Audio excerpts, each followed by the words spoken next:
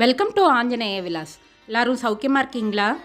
இன்றைக்கி ஆஞ்சநேய விலாஸில் நம்ம சுவையான பாலக் பருப்பு எப்படி பண்ணுறதுன்னு பார்க்கலாம். பாலக் தால் ரெசிபி தான் இது. சத்தானதும் கூட, ரொம்ப டேஸ்ட்டாக இருக்கும். கீரை சாப்பிடாத குழந்தைங்களுக்கு இந்த மாதிரி பண்ணி கொடுத்தா கண்டிப்பாக சாப்பிடுவாங்க.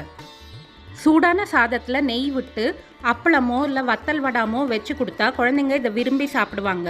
பெரியவங்களுக்கும் ரொம்ப பிடிக்கும். இப்போ அது எப்படி பண்ணுறதுன்னு பார்க்கலாம். ஒரு இலுப்பு சட்டியை சூடாக்கி அதில் எண்ணெய் விட்டுப்போம். எண்ணெய் சூடானதும் கடுகு போட்டுக்கலாம். கடுகு நல்லா வெடிக்க தொடங்கினதுக்கப்புறமா ஜீரகம் அதில் போட்டுக்கலாம்.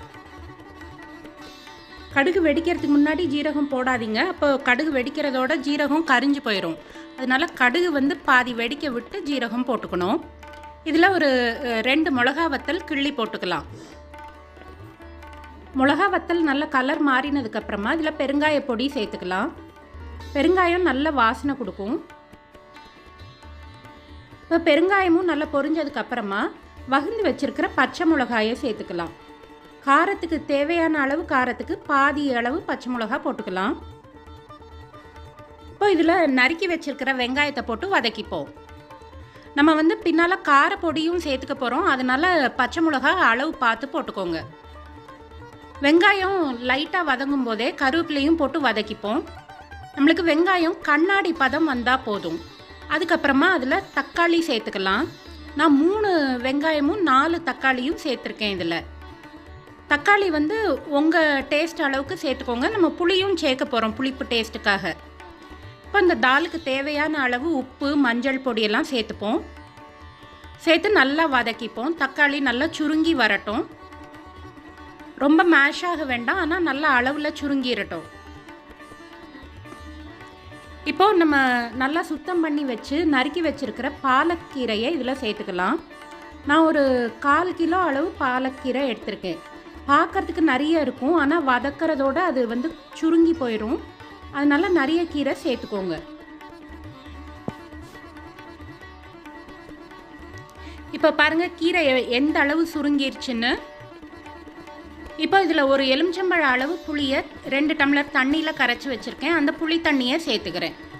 சேர்த்து நல்லா கொதிக்கட்டும். புளியோட பச்சை வாசனையும் போகட்டும், கீரையும் நல்லா வேகட்டும். அது வரைக்கும் கொதிக்கணும். இப்போ கீரை வெந்துருச்சான்னு பார்ப்போம். கீரை வெந்தாச்சு. இனிமேல் இதில் பருப்பு சேர்க்கணும். துவரம்பருப்பு 1 டம்ளர் துவரம்பருப்பை நல்லா களைஞ்சிட்டு ஊற வச்சுட்டு ஒரு 2 விசிலுக்கு நான் வேக வச்சு எடுத்திருக்கேன். அதாவது நல்லா வெந்திருக்கணும், ஆனால் மாவாக குழஞ்சிடக்கூடாது. பருப்பு தனித்தனியாக இருக்கணும், ஆனால் நல்லா வெந்திருக்கணும். அந்த பருப்பை இதில் சேர்த்துப்போம். சேர்த்துட்டு நல்லா கலந்து விட்டு கொதிக்க விடுவோம். இப்போ இந்த வெங்காயம் தக்காளியோட ஃப்ளேவர், புளிப்பு டேஸ்ட்டு எல்லாம் நல்லா சேர்ந்து வரணும். அது வரைக்கும் நல்லா கொதிக்க விடுங்க. இந்த டயத்தில் காரப்பொடி சேர்த்துக்கலாம். உங்கள் காரத்துக்கு தகுந்த மாதிரி. இல்லை பச்சை மிளகா காரமே உங்களுக்கு போதும்னு தோணுச்சுன்னா இந்த காரப்பொடி சேர்க்க வேண்டியதில்லை. இப்போ நம்மளுக்கு சுவையான பாலக் பருப்பு தயாராகியாச்சு. ரைஸுக்கு நல்ல பெஸ்ட்டு காம்பினேஷன் இது.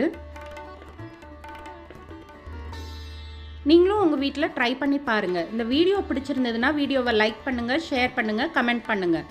தேங்க்யூ ஃபார் வாட்சிங்.